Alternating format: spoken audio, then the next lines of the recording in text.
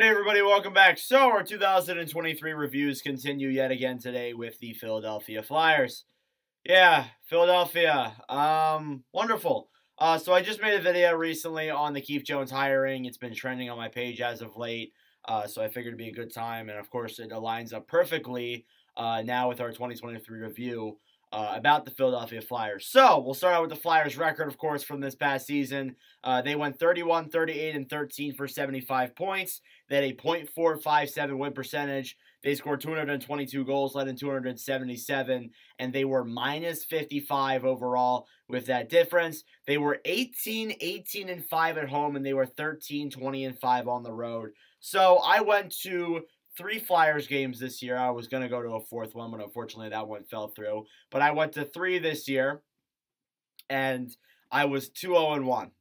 So showing and seeing this team play at home and seeing this team honestly play throughout the year really has made me hyped up about the future because John Tortorella, and God bless him, when I made that video way back in the day, it was like a year ago now, when we hired him and I went on that rant, I was kind of thinking, I didn't like it. I really didn't like it, honestly. But now I've seen what he can do. I've seen him get the effort out of these players. They played well, and they were hustling until the end.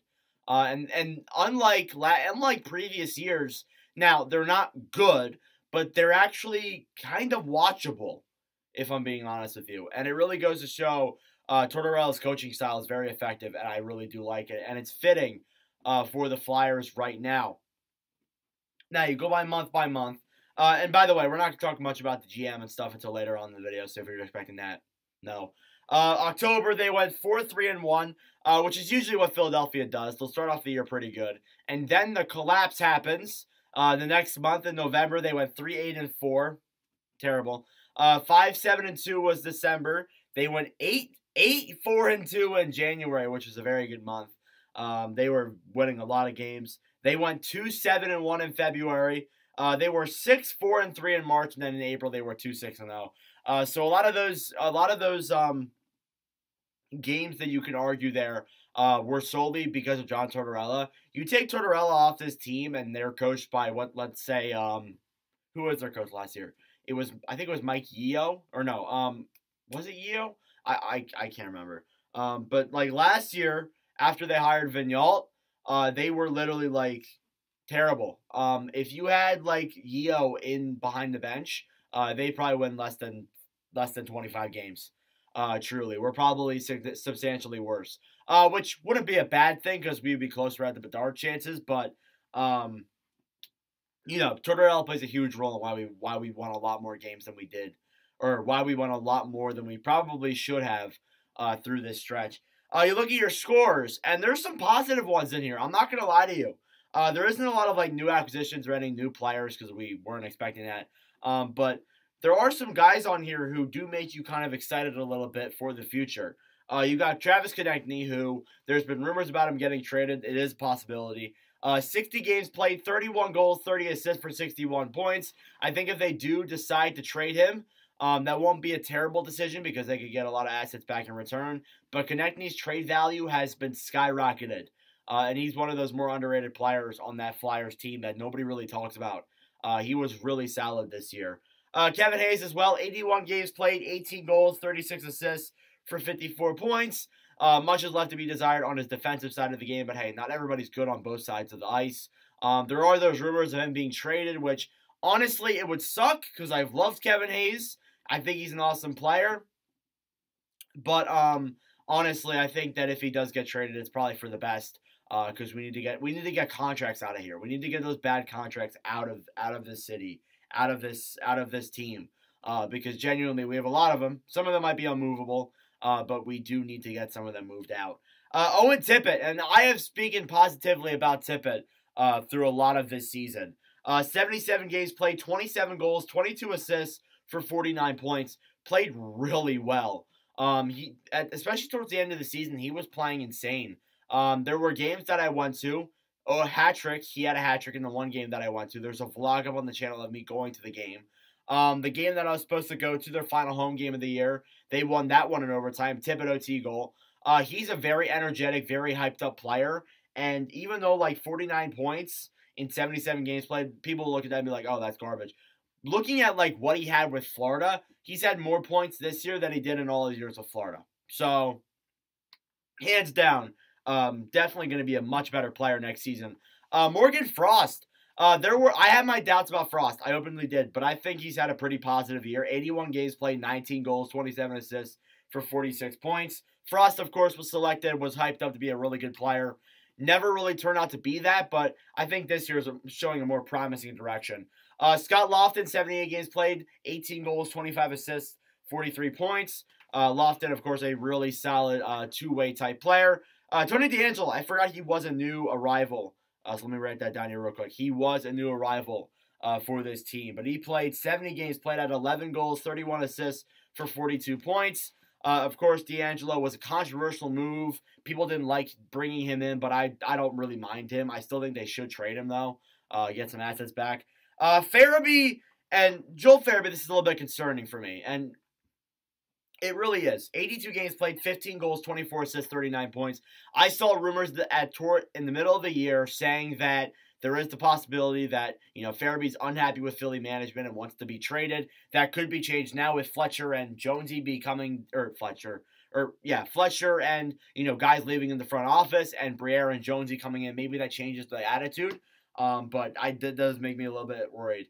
Then he got Noah Cates, who is a rookie, but played really solid, not just on offensively, but on both ends of the ice. 82 games played, 13 goals, 25 assists for 38 points. Really solid rookie. Of the Cates brothers, I'm excited to see what they're going to do.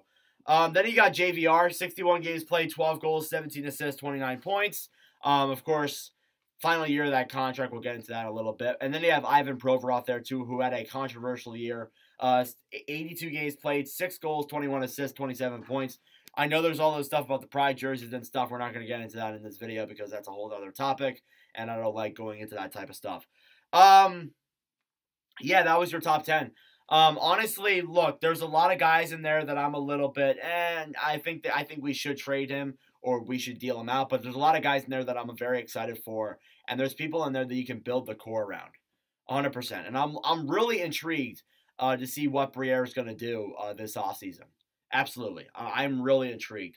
As it goes for goaltending, now I argued and said that with Tortorella winning us a lot of games. Hart won us a lot of games as well. 55 games played, 22, 23, and 10, a 2.94 goals against average, a .907 save percentage.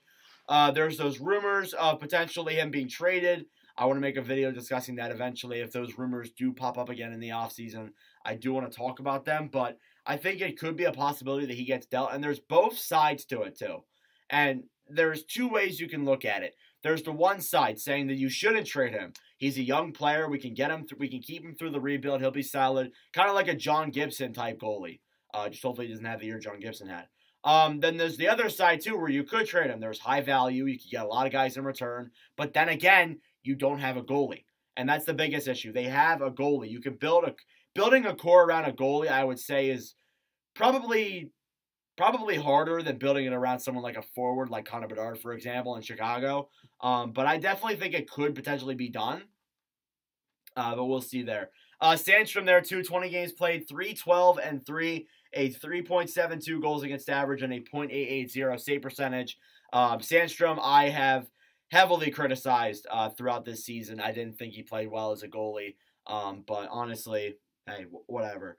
As it goes for the trades, and this is the final thing we'll talk about for the season, McEwen to the Los Angeles Kings, which is a trade, and both of these trades that I'm going to mention, first off, the two that were made were stupid, but they left me scratching my head too. The McEwen deal was confusing because you traded McEwen, a physicality player, to Los Angeles for a rental physicality player. What? I mean, I know we're Philadelphia, I know we're the Broad Street Bullies and all that, but still didn't make sense. And Lemieux, God bless him, he played okay in some of the games that I watched, and I went to a game where he was playing. It was interesting, definitely. And then of course Patrick Brown to the Ottawa Senators. Didn't really think of that one too much. Kind of like a fourth line forward, but still wasn't that bad of a player. But yeah, Fletcher, horrible trade deadline. I forgot to throw in here that he was fired, but you guys know that already, definitely. But yeah, that's it for this season. We can get that season behind. The first year under Tortorella, we can get that behind. Let's take a look at the draft. So they do have the 7th overall pick in this year's draft, which I've been seeing rumors of them selecting potentially a guy like Ryan Leonard, who we will talk about eventually. But you know, I am kind of wondering here, like, where they're going to go. Do they want to go for a forward? Do they want to maybe go for a defender?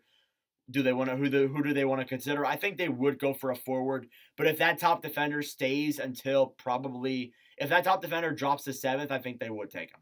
Absolutely. So those that too. They have 2/3. They have 2/4, 1/5, 2/6, and 1/7. So they do have some draft capital, but not a ton. And I think Briere may want to make moves mid through the draft, and I definitely think he will be making moves in the draft as well. Maybe trading some players out, maybe trading some players in. Who knows? Who knows what Briere wants to do? And honestly, I'm kind of wondering whether or not, and there's still that wonder that if they are really going to go into like a rebuild or a retool or officially announce it, or are they just going to try and get competitive? I don't know. I think they do want to take a different direction. I really hope they would take a different direction than Chuck Fletcher, or at least if they do take that direction, they'll do a better job. But honestly, I think they should go. I don't know about a rebuild necessarily, but you have some of the young pieces here. You have potential. But those contracts, you got to move them out. Like the Ristolainen deal, you know, of course, there's some that expire. God bless. But, yeah, we'll find out. As it goes for, like, free agency-wise, they have $3.9 million in cap space. But thankfully, they will have a lot more if they let these guys walk. UFAs, you got James Van Riemsdyk, Brendan Lemieux, another really weird. I think I said Mario Lemieux earlier in the video. My fault. Brendan Lemieux, of course, they're leaving as well. And then Justin Braun, who did retire, which I forgot to mention. So Braun retired. He's leaving anyways. Cap's gone. Good. JVR, God bless. That contract is horrible. If they want to bring him back on a smaller deal, I wouldn't be too against that. But honestly, I think you should move on from them. Honestly, that contract's horrible. That frees up about $7 million, so we have now $10 million in cap, which is great. RFAs, Kiefer Bellows, Noah Cates, Morgan Frost, and Cam York. So some young guys there that some of them did play a big role in this season. Bellows, I thought played well this year with Philly. Didn't crack the top 10 scoring wise, but I think you should keep him around. Morgan Frost could get like a bridge deal. I honestly really think he could. He didn't have a bad year, undeniably. And then Cam York, too, will also get a bridge deal, most likely, and Cates as well.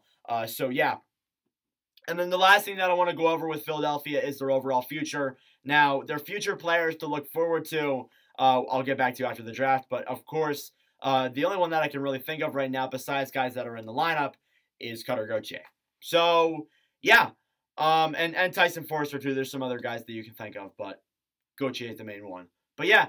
That does it for the 2023 Flyers review. Honestly, if you guys didn't know, and you guys probably could tell, I am a Philadelphia Flyers fan. I'm a very passionate Flyers fan. I've been a Flyers fan for my entire life.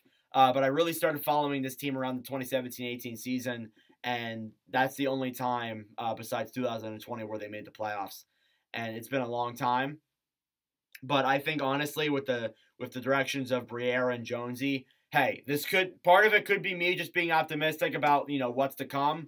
With Vancouver, with Philadelphia. But the other part could be me really excited to see what they're going to do. And the other part is also that can't get much worse, can it?